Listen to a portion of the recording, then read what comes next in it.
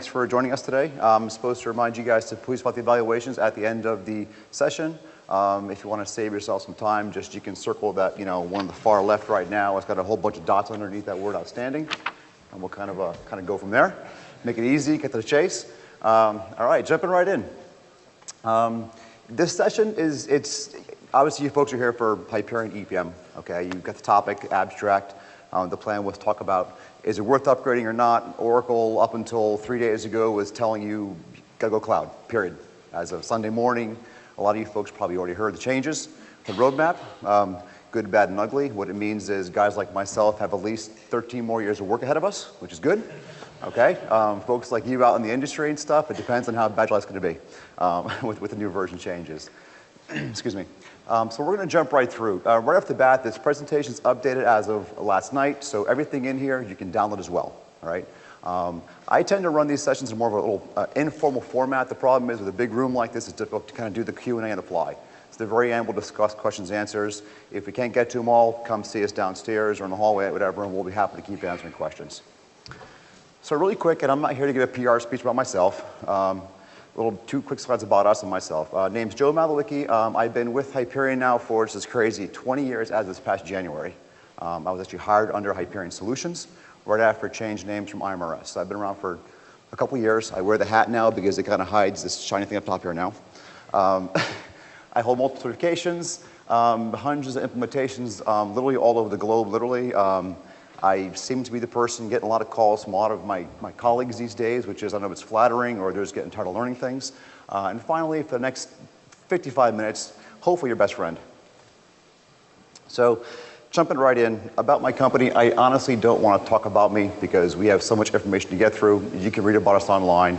The bio's here, okay? So I'm gonna kind of blow with a couple of these slides. They always say give a couple bio slides, and I'm like, that's great, you can read later. So why are you guys here? So first off, something to do 8:30 in the morning. I mean, I tend to get the slot. A couple years ago, the exact same session, same slot down in South Beach area, that conference. Room about the same capacity, people come and go, people dozing off because you had parties last night. Some of the 5K folks might be in here, so you're all jazzed up, ready to go. I didn't run it personally, but again, I'm glad if you guys did. The reason why you folks are here depends. There's probably some IT, some business, consulting services, some of my competitors, some of my friends and enemies. I'm kidding. But the big question comes up is, should we upgrade our environment or not? Okay, some of the pressing questions tend to be, or pressing reasons for upgrades tend to be things like, IT department wants to upgrade, okay? We haven't upgraded Hyperion in X number of years, or ever for that matter, which is a very common answer. Oracle's pushing you to the cloud. Now that was, again, up until Sunday morning, a very, very valid case. A lot of my own clients, a lot of prospect clients were getting this answer from Oracle sales reps. Well, sorry, I can't sell you on-prem anymore. We'll discuss that in a few minutes. That obviously has changed a bit, which is great. I know a lot of you really are here because you heard about these cool fidget spinners that these guys wearing these orange pit crew shirts, okay? I give it downstairs in the conference hall. And finally, the big reason is it's the shoes, right? Everyone loves, neon pink, orange Chuck Taylors. So who's out of the audience? Everybody. If you use Hyperion, if you touch it, if you make a decision about what its future direction is in your organization, if you're a consultant, whatever, that's why you should be here. And again, please ask and ask any questions you guys have. I'd be happy to kind of give my 2 cents on experience. So jumping right ahead, why upgrade? Which is my first topic. Well, a lot of clients and consultants should consider upgrading, all right, for a lot of different reasons, very common themes. The first thing is, it's an opportunity to upgrade your infrastructure. A fast survey in the room here. How many of you folks are actually on 11.1.2.3? All right, let's go back, 2.2. 2.1. I'm gonna say it. Prior to 2.1. 0. Oh, hey, I got a business card here, okay? We'll talk. Guys, at the break in the hall, okay, no. I'm sorry, and prior to 11.1.2x, anybody? 11.1.1 something, don't be shy, 9.3, nothing wrong with that. I actually did an upgrade from a 9.3 client about 6 months ago, actually, and they used, Hyperion IR, which is an old, dead, killed off thing, and it was interesting. But again, it can be done. So opportunities to upgrade your infrastructure, which is probably the most common theme and the biggest push for why folks consider upgrading to 11.1.2.4. And what I'm talking about are things like updating the server operating systems, okay? If you're finance, this may not concern you directly in your day-to-day job, but your IT counterparts are saying, yeah, we're out of compliance. Our hardware is out of warranty. We have a strict requirement that every 3 years or 4 years upgrade and keep and maintain, our infrastructure, okay? So it's a very, very big common theme and common reason why folks consider upgrading, or why you should consider upgrading. Look at your infrastructure, see what's there. Maybe they want to change from physical to virtual. I'm IT, I'm tech. I love virtual worlds. Business tends to hate that because all of a sudden things get slow, okay? So in our realm, all right, if it's done properly, you don't necessarily lose performance by going virtual if it's done properly again. But again, it's a big push for a lot of organizations to move to a virtual infrastructure, okay? It's a great opportunity to other things as well, things like increase your security, okay? Some folks haven't changed passwords in, well, ever, let's face it. And I'm not sure if you folks realize it, but there tends to be viruses and bugs and malware across the internet every so often, like this past springtime. Very big client of mine realized they had over 1,000 infections in one data center, and they all of a sudden said, oh my God, we use the same password on like 40 servers. So upgrading gives you an opportunity to do things like look at your security configuration. Back in the day, prior to 11.122-ish, people would say, well, I have HFM, never change my service password. Oh my gosh, everything's going to fall down and rain upon us. That's not the case anymore. You can put in policies and you can't update your service account passwords as long as you maintain to it properly. It can be done safely now with the Hyperion software stack, okay? Another great reason is housekeeping. A lot of folks build applications on 9.3, upgrade to 11.1.1x, 11.1.2x, 11.1.2.2x, and da-da-da-dum. But the apps themselves and the business side are never changed. There's upgrade, upgrade, upgrade, upgraded. Well, the reality is if there was a streamlined application 6, 7 years ago and you jumped it up and jumped it up, that's great, but is that really what you guys need today? Is that current for your current business requirements? Well, an upgrade gives you an opportunity to evaluate all of that and see if it makes a difference or not, if you actually even should or shouldn't consider changing applications along the way. So I like the next couple slides, to be honest. I'll be selfish here. I had one of my employees, and he's still mad at me for making him do this, go back and look up and dig up how many new features actually have been released since 11.1.2.0 was born. Over 1,000. So if you go back and look, and there's actually a tool Oracle publishes, it's called the Cumulative Feature Overview Tool. You could put in your product or your version of the product or several products, pick and choose them, and you can see from not a bug defect, from a feature set, what's new. I'm 11.1.2.2. I have HFM and I have FDM Classic, and I'm thinking about what's new after that, or new since 11.1.2.3 version, or 11.1.2.4 with HFM. You can pop that in there, and the tool spits a report out for you, and you can see from the application business side, stuff which I can't even talk or use, okay, but that's what you guys are here for. You can actually find out what are new features available. Again, over 1,000 new features have been released, okay, since 11.1.2 platform came out. Trivia question, all right? So I like giving things away. I have in my bag some giveaways here. I'll give them afterward. We're going to answer a couple questions every once in a while. The way this will work is first hand up, get the first shot at the answer, okay? If you get it wrong, next person up. So, first question. As of June 1st this year, how many patches has Oracle published on the 11.1.2x on-prem platform? Take a guess. Nope. Nope. Patches. Could be any kind of patch, big or small. Nope. 20? Nope. This isn't working out so well. Back in the room? No? None? I gotta go. None? We definitely have to talk. You gotta wait. I'm sorry, sir, but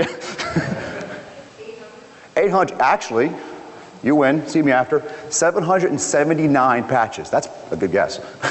Have been released in 5 years.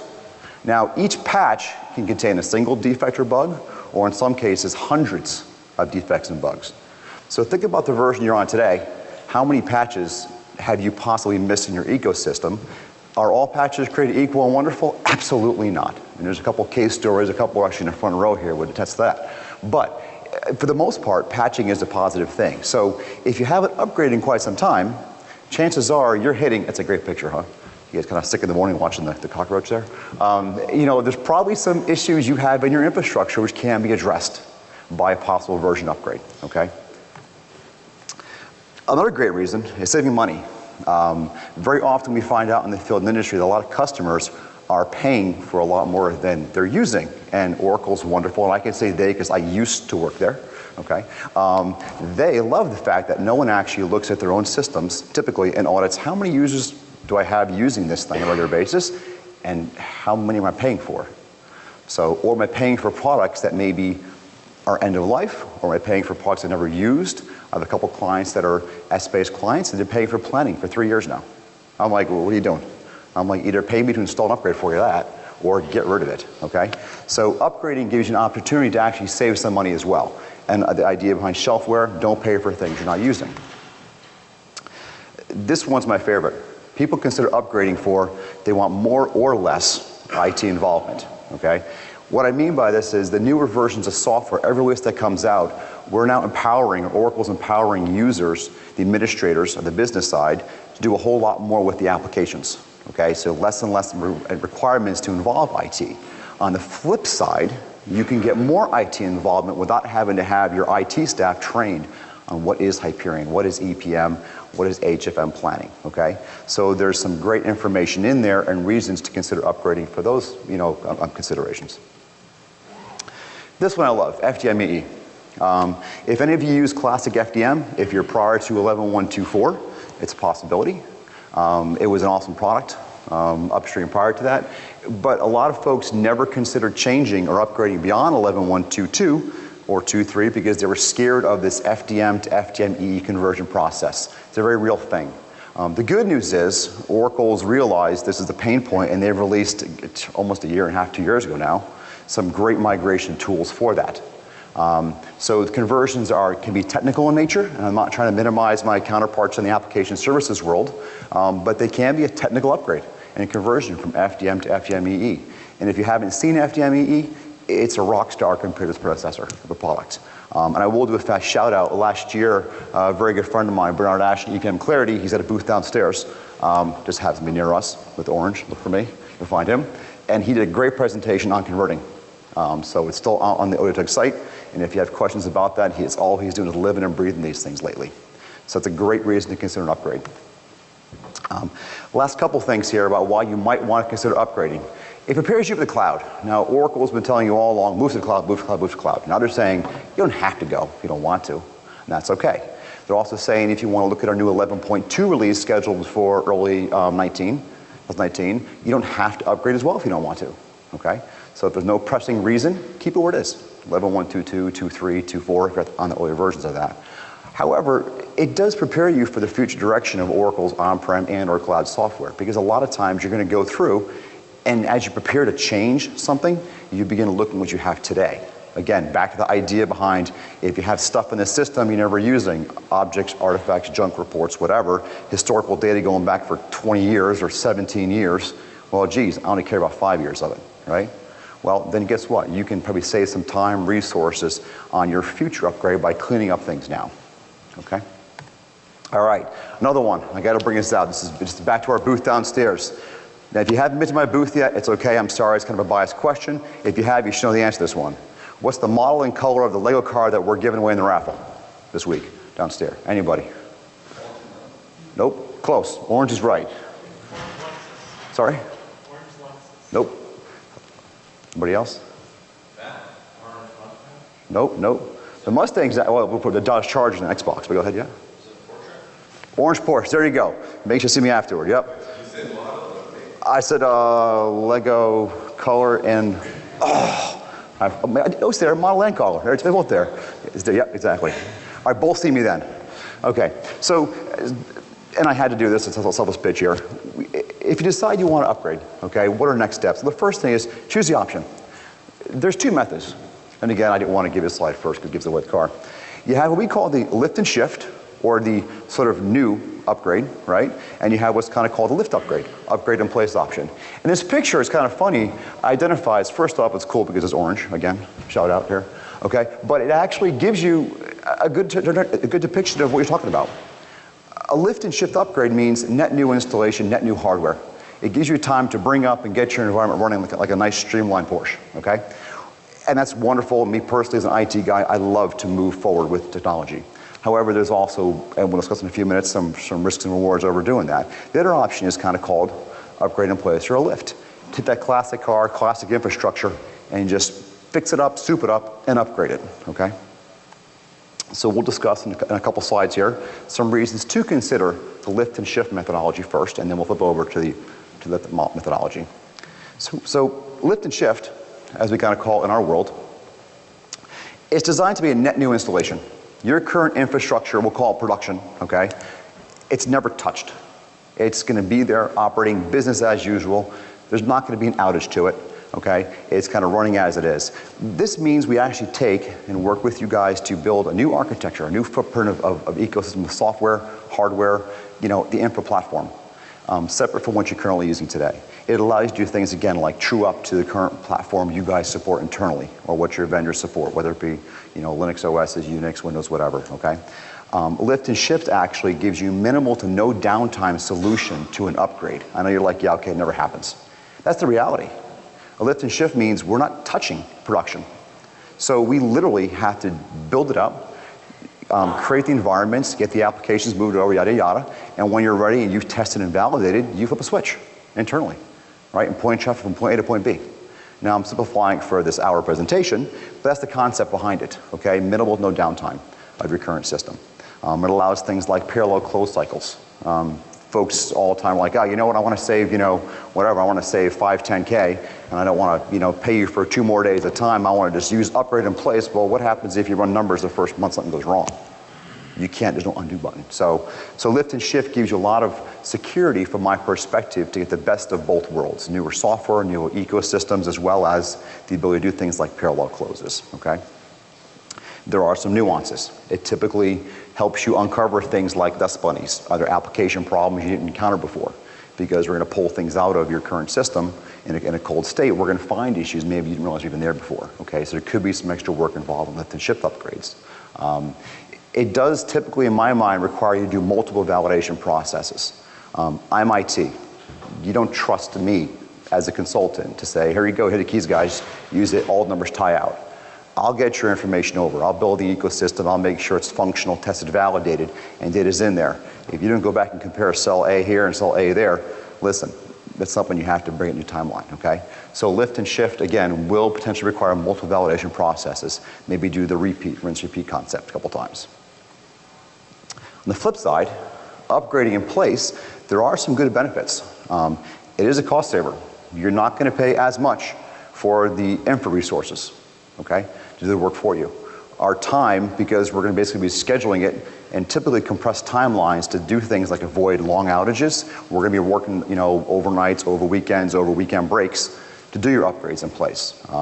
You can leverage existing hardware infrastructure with the disclaimer, it has to be adequate for the new version of software, okay? Don't come to me with 11.1.2.1 from 6 years ago and say, I want 11.1.2.4 in place, because you know what? That, you know, 4 gigabytes of RAM on that application server from 5, 6 years ago, it's not going to cut it for 11.1.2.4 anymore. So there might be some considerations for upgrading, maybe some memory, even maybe improving storage a bit. But in overall, an upgrade in place means overlay software over top of what's already there today. Little to no data changes. This is the big one. A lift and shift means net new, take here, bring over here. Upgrade in place means my data's sitting right here, it's staying right here. I'm overlaying software on top of that for you, okay? So your data's not being changed. The software is not modifying numbers or information, if it all goes well. Knock on wood. Okay, that's the theory behind it. So that does save you, in essence, some validation time. We did an upgrade for a large cable company in Philadelphia, who I can't name, recently, and that was an upgrade in place. We did 6 environments over the course of about 11 weeks for them. And the last one was over a 4-day weekend with 3 resources. Did it, came in Monday morning, turned it on, boom, everyone's like, whoa, it's a brand new version of Hyperion. That's an upgrade in place, okay? Nothing to worry about as far as, you know, end user access, changing information around, okay? There's not migration time necessary for upgrades in place, because again, we're putting software over top of what you already have today. Now, regardless of which option you choose, we'll kind of call it A for lift and shift, right, or B for upgrade in place, you do have to do some planning, okay? Now, regardless of what decision you make, we always talk about proper planning. We try iArch Solutions to use this PEACE methodology, okay, where we do things like anything we do regardless if it's a small or big project, plan, prepare, implement, validate, educate, communicate, and then, educate, communicate, and evaluate. Whatever you guys use internally for your project management, go with that. Use that same methodology, okay? But don't cut corners. Even for a quicker upgrade in place, do the full gamut, okay? And I always start for any upgrade, regardless, by doing what I kind of call gather requirements. I'll take and I'll create an infra survey. We actually have one we give to customers before we do things like upgrades. It's a terrible picture, actually. It looks better here. The colors are off. Where we actually give a survey, and we ask questions about which products you currently have today, which products you're considering for tomorrow. How many users do you have per product? How many users total? This goes back to that earlier slide of, wow, I'm not actually paying for, I'm actually paying more than I should be paying, okay? But gather requirements, because that'll help you figure out. You have a question, or? Sorry? Just an ask. I probably did. Did I really ask this? Listen, come on now, it's not my fault. Here, there, we'll skip that slide. Right, wait, is over 18 in this room, Pete? We're good, PG-13. Okay, thank you though. I'll fix that, the online version, I appreciate that. It is a real word, but it just didn't call it. So the infra survey will help you figure out those requirements. In other words, what am I looking at today, as well as for tomorrow? What's changing? Am I buying some other company this coming year that I haven't thought about? Wow, my current infrastructure upgrade in place sounded great until I realized I have to add 200 more users in, this coming year with their data sets. Another very, very common problem. Another one of my clients had that exact question actually this past year, okay? It also gives you an opportunity to assess your business requirements. Business and IT compliance requirements. Again, I'm IT, I love IT, but I understand I'm also a high price referee. My job is to take finance here, IT here, and be the middleman and be the filter sometimes. But there is some reason to some of our IT chaos and some of our IT, let's call it, pain in the assessment questions all the time. So there's a reason for compliance. It's for security. It's for the benefit of the overall system integrity. So to gather those requirements, what is IT saying we have to do now going forward, okay? Part of building a plan. Regardless, again, of your option you choose, upgrade in place or lift and shift, is you want to create some sort of a software architecture diagram, okay? It doesn't have to be as fancy as this one, right? ODTUG, as you can tell, wants to upgrade that next year. That's what this slide's here for. But create something. Even, box 1 has this software on it, box 2 has this software on it. How many users am I going to have? And this is where you can do it internally if you're experienced. I have a very good friend of mine who works at a client, insurance upstate Connecticut, and they have a 15-person IT staff. So they never call me for help, which is killing me. But they go and they create very similar. Every upgrade they're going to do, some sort of a software diagram or layout or even a list by box. Box 1 has A, B, C, and D, box 2, B, C, and D. And that will help you to kind of visualize and picture, is this, 1, realistic for a new version of Hyperion, 11.1.2.4, things have changed. And 2, it also allows you to say, you know what, wow, I'm going to have 100 concurrent users. I might want 2 of those servers instead. And if I have 2 of these servers that have, say, the foundation services or shared services, maybe I should actually have a second box or a second node, okay? I'm all about writing things down. This is the new tech version of a whiteboard, okay? Once you get your requirements designed and gathered and you have your sort of an architecture diagram put together, the next thing is, actually create a task list. And this is where I typically come in and lose business, because now I'm telling you guys, you can save a lot of money by doing a lot of work yourself, okay? I know I'm not a sales guy, I'm sorry, I'm an engineer by heart. And what I mean by that is, if you start by the high level tasks, task 1, someone's got to build the servers. Task 2, someone's got to go ahead and figure out, the business requirements. Step 3 is someone's got to go out there and figure out, okay, I'm building the servers, well, who's putting the OS on them, who's buying the hardware? Consultants like myself will be happy to take as much money as you want to give us, okay? That's why we're in business. But the reality is, you probably have a lot of resources in-house that can help offset some of that cost. You can look at your task list and you can develop your task list and you can get a very high level or a very detailed level and start figuring out things like, which task can I do internally? Well, you know what? I can pay Joe to sync up my applications from current prod over to a staging throwaway environment, or we'll do it ourselves, okay? Or you know what? I'd love to do it myself and save a few bucks or a few days or a few hours, but I'm too busy, so you know what, Joe? You do it for us instead, okay? So developing this task list, and we do this for every customer project we do, same concept here, we break it out. Here's how many hours you're gonna spend for us doing A, B, C, and D, or you know what? If you guys have some time on your hands, because let's face it, you're all sitting around every day just chilling, do it yourself, okay? Never happens, I know, right? All right, so you got your plan. You decide to upgrade. You have your plan in place. Now it's time to kind of execute the plan. I've laid out pretty detailed steps for both a lift and shift as well as an upgrade. And I'm going to kind of run through, some of them at a high level. But feel free to go through this afterward. You can kind of pick up and stuff and we can fill in blanks as you need to. But regardless of which one, it's time to start working here. So what I wanted to kind of call out, and I realize I have an extra 4 in here because I love number 4 apparently as well. I caught that one yesterday. Might have too. We're going to start with lift and shift. First thing you have to do is communicate. Communicate to your business users, your administrators, your IT, to your executives, to your consulting firm. People have to know this is going to go on, right? To prepare, because as smooth as any upgrade always goes, right? Never happens. Something might go haywire here and there. You have to have the ability of saying, listen folks, we are upgrading to a new version. Here is the plan. Our go live is going to be this date. Expect this. Here's our contingency plan. Okay? So communication is key. Once you've communicated, everyone's happy, everyone's on the same page, you have to actually basically pick your platform now. Decide on your platform of choice. For an on-prem, you have a couple options. You've got the idea of IaaS, infra as a service, okay? Things like Oracle has not their cloud, but they have an actual hosting division or component called On-Demand in the past. AWS, if you want to pay twice as much money now that you had to pay last year. Google, a lot of third-party organizations out there. But essentially, you want to make sure that you decide if you're going to go with something like, infra as a service.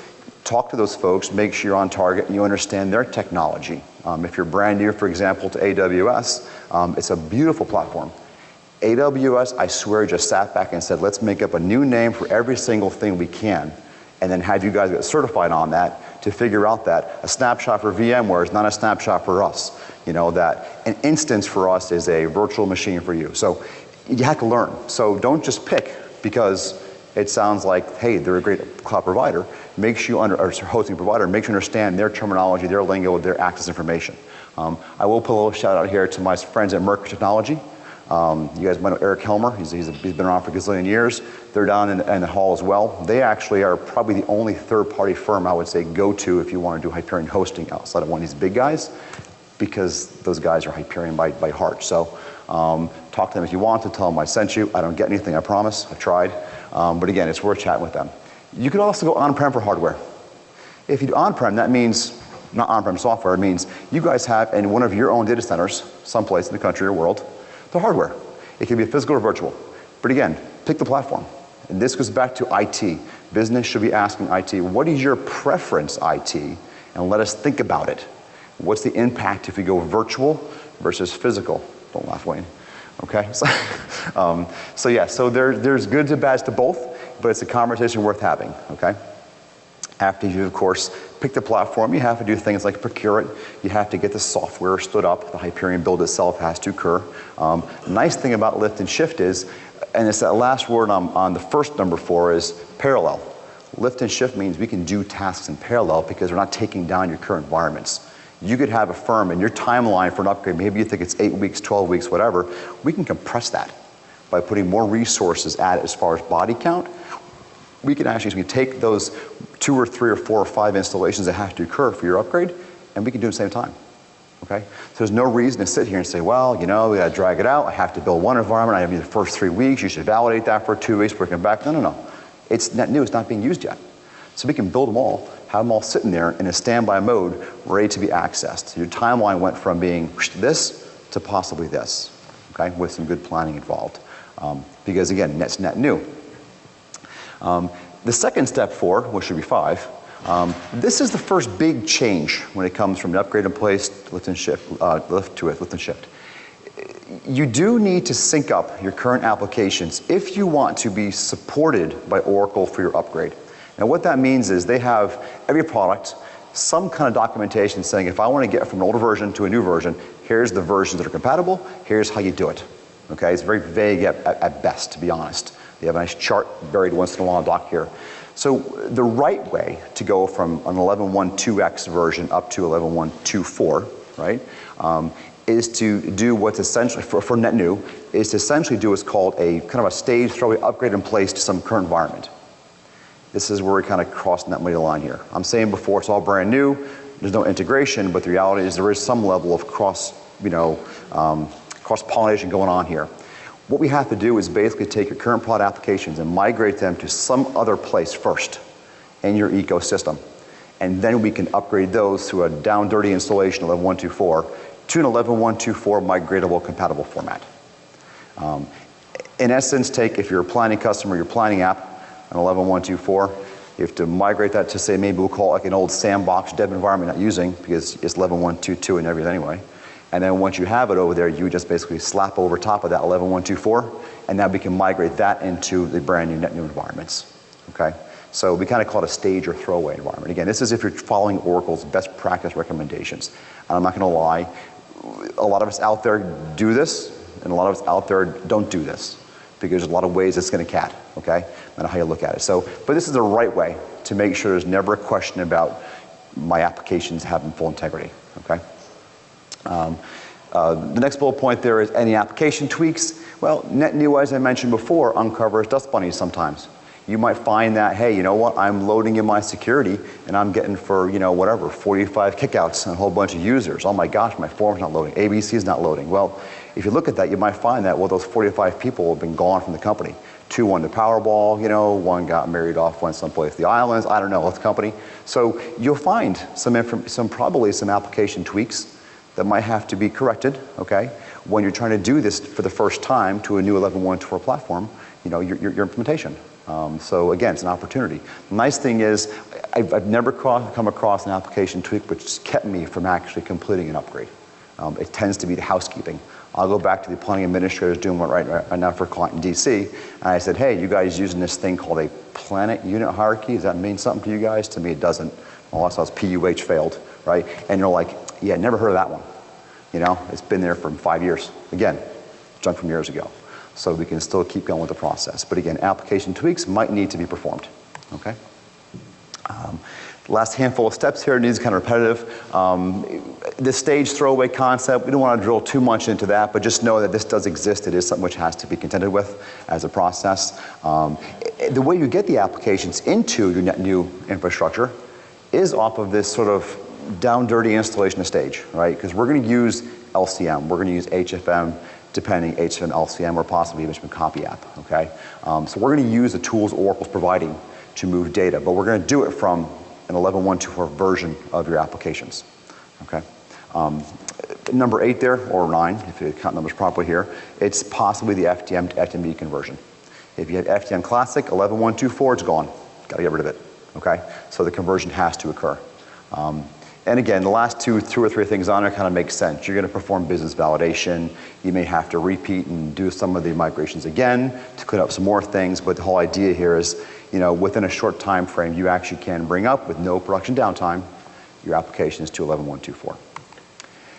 On the flip side, plan B, the lift model, much fewer steps, because we're using what you currently have today for an ecosystem. Lift or right in place upgrades, there's no option or flexibility for what you're putting where. Well, shouldn't be, according to Oracle. So if you have HFM box 1 and you have planning on box 2, they're staying there, okay, typically, during the course of an upgrade in place. So the first big question really is the current hardware, capable of supporting the newer version of software? And for the most part, if your servers are less than 4 or 5 years old, CPU is probably fine. You're looking at disk or memory. Memory requirements have quadrupled since the first version of Hyperion was released, 11.1.2x, okay? So again, if you think you're going to escape buying more RAM or memory for your servers by upgrading in place, you're fooling yourself, okay? So keep that in mind. So a full evaluation. Number 3 is, in my mind, the most important thing on this entire presentation. You have to do a cold, I don't care about the DBAs in the house that say it can happen hot, or my VM specialist, I don't care, you're all wrong. Cold. There's no undo button for upgrade in place. So if you don't do number 3, cold backup of prod before you touch it, you will, chances are, risk losing that environment if something goes wrong. Does it go wrong? Not really. But if it does go wrong, what happens? There's no undo button. So full cold backup in my mind is the only option. I actually will not touch a prod server for an upgrade in place until I see the cold backups, because I won't risk, you know, a client's infrastructure.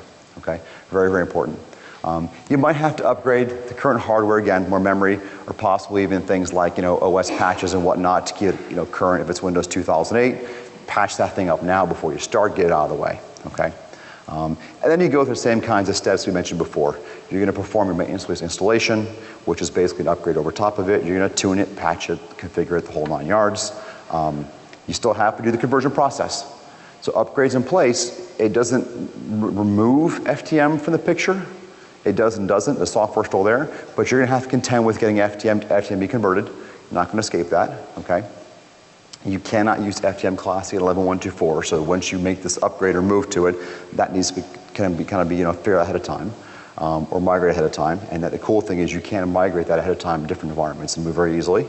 And then you're going to have to go ahead and do your business validation. You know, even this client I mentioned in Philly, you know, they had to sit there and work on a Sunday evening from noon until whatever, 1, 2 in the morning doing their validation, even though it was their same servers in place. Okay. All right, next question. This is very important, near and dear to my heart here. If you're under the age of probably 30, this might be tough for you guys. What does KIT stand for in a hit TV show, Knight Rider? Knight Industries 2000. Wow. Beautiful. Now, did you guys know the original name they were going to use, not KIT, for the car? Anybody? It was TATT. It was supposed to stand for Trans Am 2000. And they changed it because, like, it doesn't sound right. So, but yes, see me afterward. Yep, good answer. That's pretty fast. I met a guy the other day. He's like, "Oh, I know that guy. He's from Baywatch, right?" And I'm like, "Are you serious?" I'm like, "Really?" Or actually, another kid said to me, he's actually one of the European client. He's like, "Hey, he was in Guardians of the Galaxy 2, I think, right? He's a new actor." I'm like, "Oh my God!" I'm like, "The man's a singer. He's a singer." Yep. I actually met him once too, up in New Hampshire. Funny story.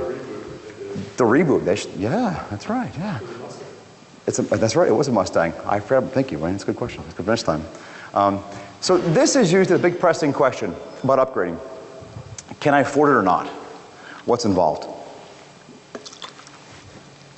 So, like any other project, there is going to be a cost associated with the actual upgrade process. And it's not only the dollars and cents cost. In my mind, the stuff on the left is no-brainers. You guys all know you might have some hardware expense. There's some OS licenses, database software upgrades. Again, you're truing up stuff. Maybe you're saving a few bucks here and there when it comes to the Hyperion or Oracle EPM licenses. But on the flip side, maybe you're going to say, you know what, moving to 12C, let's make it part of a bigger picture as we're going through the process, okay? And by the way, I do not have this presentation are like the system requirements from each version because there's about 70,000 presentations online with that stuff, okay?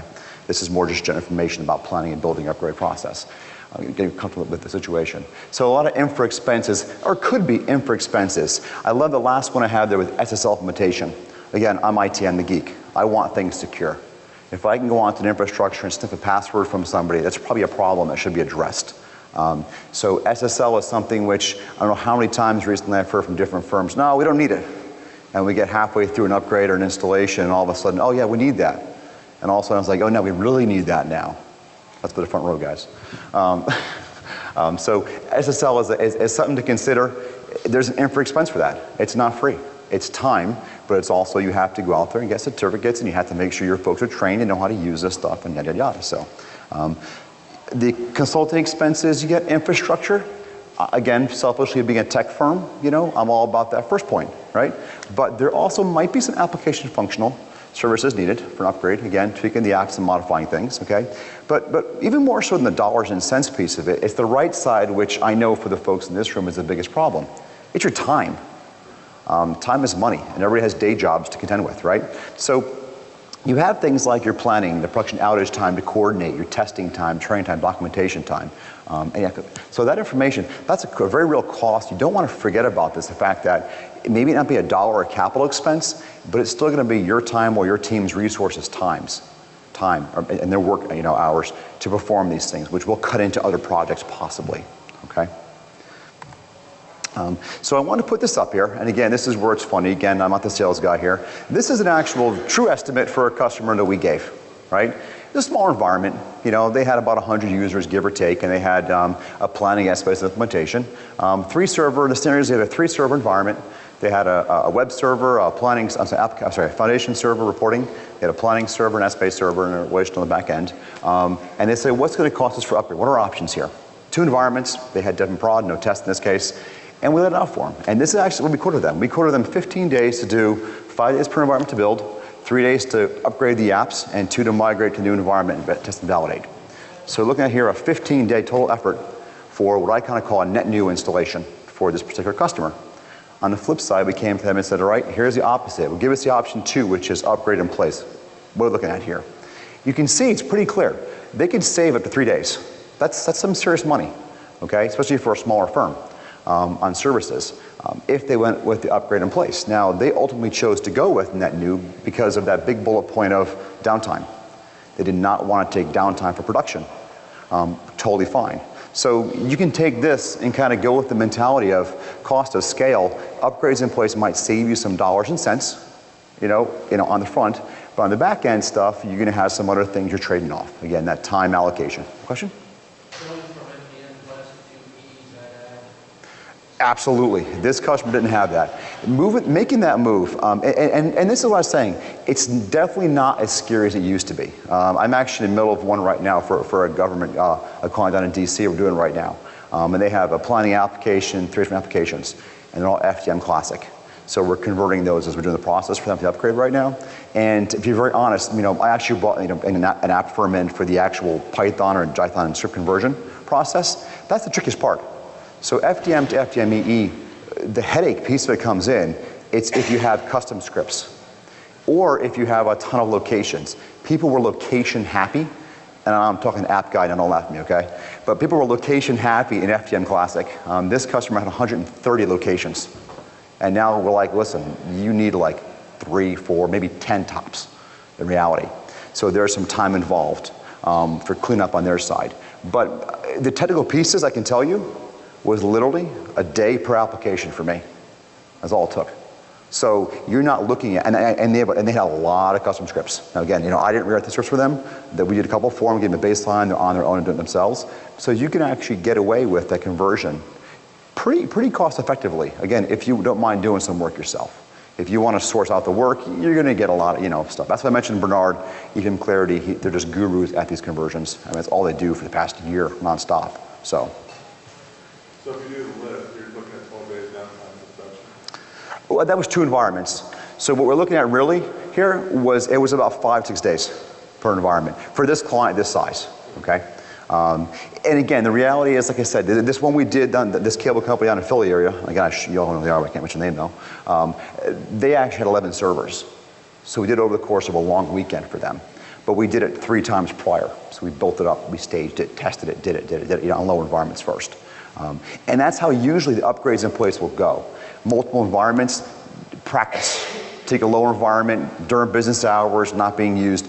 You back it up first, do the process. What kind of things went wrong, went right, whatever. Lessons learned, do it over again, next environment, right? By the time we got the prod for them, it was a nice streamlined, plan and program, okay? But again, their biggest thing was we don't even want to have potentially 5 days, okay? Or we don't want to potentially have a long weekend and have to worry about, because again, what we're never going to get from any application firm are people who can truly unless they are your managed services provider and they know your application numbers, okay? You should validate everything when you're done, okay? Plain and simple. So that's time you have to put in over the course of these compressed weekends or long weekends or holiday weekends.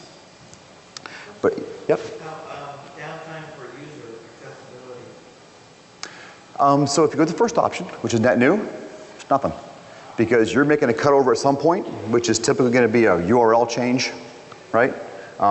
Or when you guys come in on Monday morning, here's the new URL for you. We had questions, absolutely, right? But as far as downtime for them, yep, exactly, yep. Upgrades in place, the downtime depends upon, again, how many boxes, what's occurring, how is the whole workflow is done. I can tell you from a project planning perspective, a lot more planning, and it just sounds kind of funny, should go into upgrades in place than net new upgrades, if that sort of makes sense.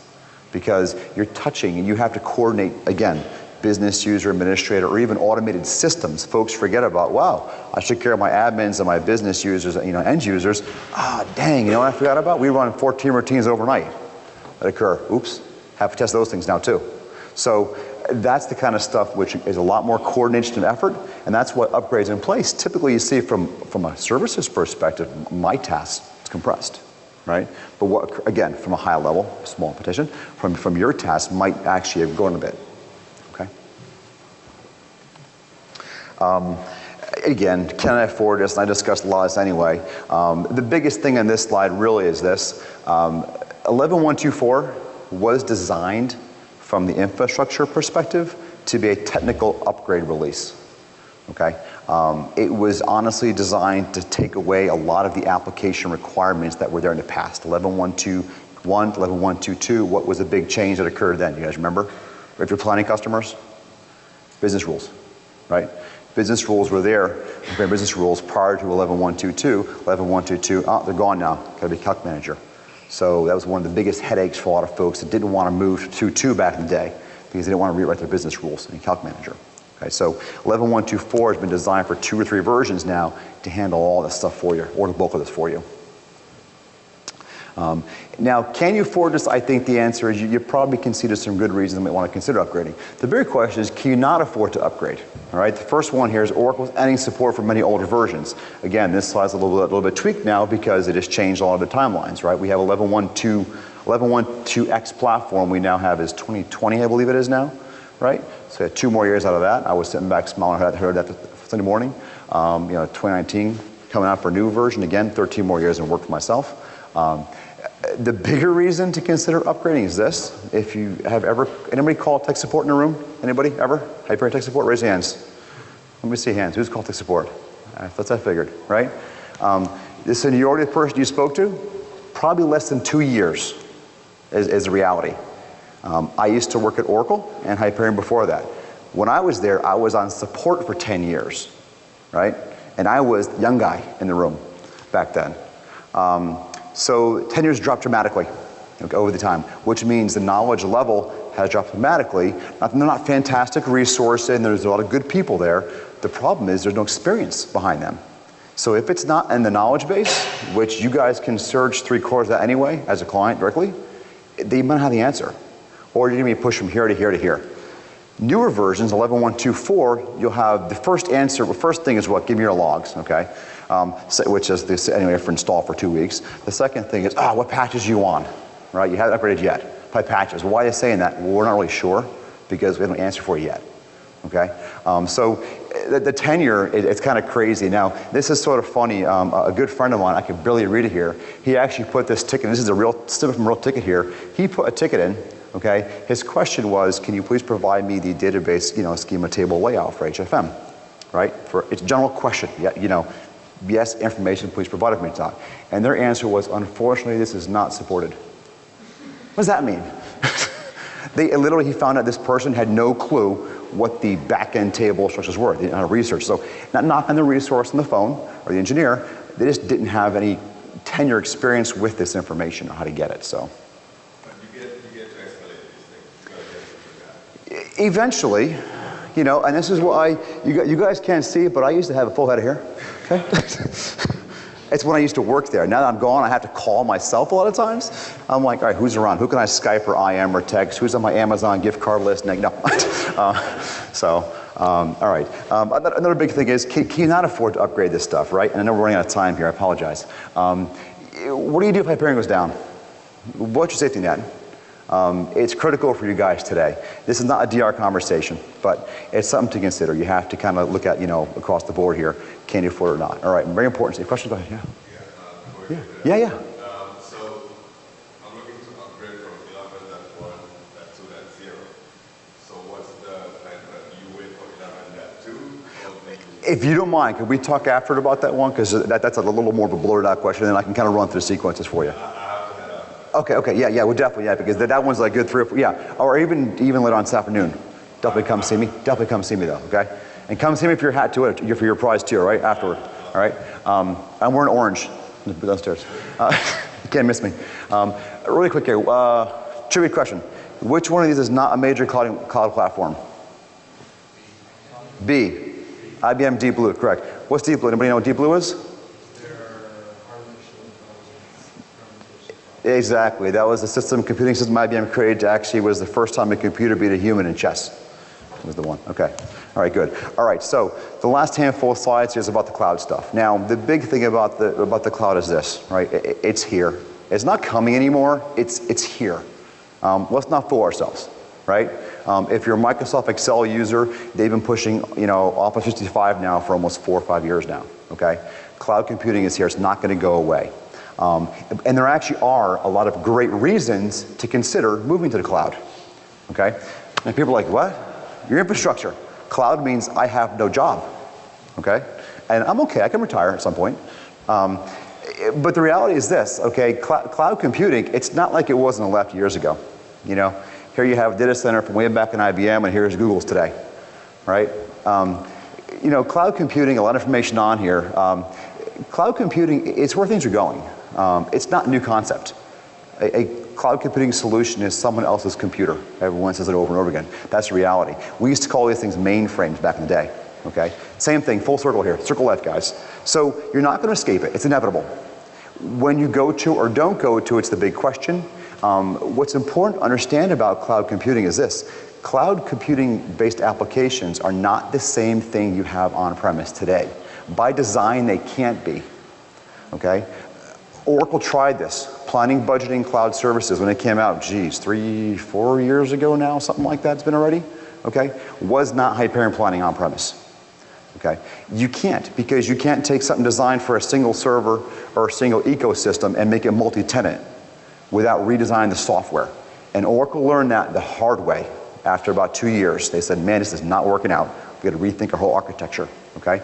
The good thing is they figured that mistake out, and they are now building products. That's why HFM does not exist in the cloud. Financial Cloud Services, FCCS, is not HFM. It's a brand new product that does consolidations in the cloud, right? So cloud computing or cloud software, I'm saying get your umbrella. It is here, it is coming. And eventually we're all gonna be there at some point, whether we think we are or not, because your data centers will be taken over by someone like Amazon anyway. So they're different versions of products, and that's kind of the key thing here. Back in the day, Oracle sales was saying, okay, listen, cloud planning in the cloud, same as on-prem. Well, it's not, it's a different architecture, the whole 9 yards, right? So again, they've learned a lesson, and they're not making that pitch anymore, which is nice. Why does Oracle want a piece of this cloud infrastructure so bad? And I'm gonna skip 2 more slides to get some questions here. So they realized that on-prem license revenues are dropping like flies, okay? To be competitive. It's funny, back in 2015, you guys may have seen this quote before, Larry Ellison actually was quoting an article saying Oracle's, right? Sorry, in 2015, I'm sorry, in 15, Oracle realized that basically every $1 million of cloud contracts is worth $10 million over the course of the life of a customer, right? So from their business perspective, they sell $1 million of software in cloud today. They know they're getting $10 million out of you guys over the course of that infrastructure, that build of software, versus $3 million for on-prem version. So they want this. It's not because they want to be the top Gartner Magic Quadrant point. They want the cash, like they all do, okay? So it will keep pushing, it is there. And Oracle has a great edge over a lot of companies who are out there like OneStream. Beautiful products, great products. I have a lot of friends that work there, work with their software. It's not for me because I'm an IT guy, okay? But the reality is they're trying to get new customers. Oracle has a 13,000, 14,000 user-based customer to pitch to. So yes, it will become more and more prevalent in Oracle's life cycle over time. On the flip side, Sunday morning they announced what? Another 13 years on-prem, because they were frankly, annoying and pissing off a whole bunch of customers by saying no. They realized we don't want to lose them to our competitors. So we'll figure out how to massage their life cycle into the cloud eventually. In the meantime, stay where you are. We'll keep charging you, taking your money, we'll support you. Over time, there's new features and kind of move the ball up, okay? Differences between on-prem and cloud, again, there's 2 or 3 slides. You guys have seen them all before. There's cost. I want to get to questions, to be honest. Again, there's 3 more slides here. So cost, on-prem, it's upfront cost. You pay the big hit. Cloud, you're paying smaller cost up front, but over time, paying more. Features, this used to be on-prem, you're getting, second dibs, not anymore, bless you. Cloud was always first on new feature sets, okay? And as far as risks and stuff, again, I don't want to waste your time going with these things because we're out of time here, but ultimately, when it comes down to cloud, from infrastructure, it's how much do you want to do in-house versus out-house for IT, okay? because the reality is once you go to a cloud process for Oracle, you're going to wind up having to have a lot less IT involvement once it's established than if you have an on-prem solution. Again, I said it's too much information here, guys. I apologize. Questions before we go here? Oh, one more trivia question. What's the score I'm getting for this evaluation, by the way? What? Zero? Nope. Anybody? I got one more prize giveaway. Whoever that was, because after the thing here. Any questions? A lot of information. I apologize for the amount of time here too. So, bless you. Listen, we're down in booth 715.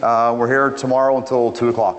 I actually have some business cards in my booth, not here. That was pretty smart of me. But come on down, stop by, ask questions if you need to, get information too. Thank you for coming. I appreciate it. I'm sorry we're a little bit late here. Running over and stuff. But again, it was a pleasure chatting with you guys.